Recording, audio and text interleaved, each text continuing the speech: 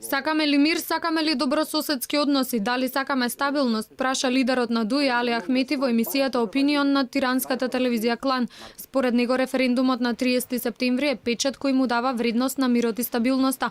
Надвор од Европската унија и НАТО, Македонија и македонците тешко ќе обстојат, предупредува Ахмети.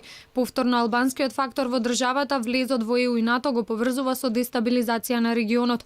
Во сите пораки на политичарите, меѓу нив дел албански, а дел и македонски, предупредуваат наменување на границите и дека Македонија може да ја снајде судбината на Косово. Додека живееме во една држава, ние треба да внимаваме за историјата и идентитетот на другиот. Јас не сум за реваншизам. Ние треба да упатиме порака дека не сакаме да владееме или да бидеме арбитри на други проблеми. Сега е време за зачленување во НАТО и почеток на преговорите во ЕУ.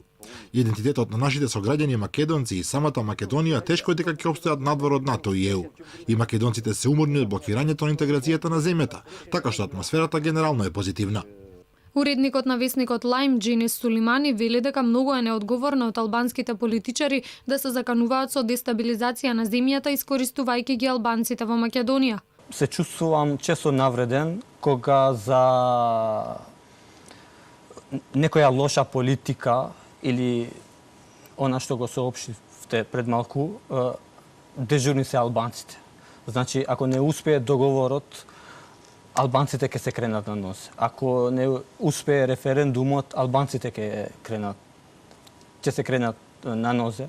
А тоа кренење на нозе може да значи, како што рековте, конфликт и нешто слично.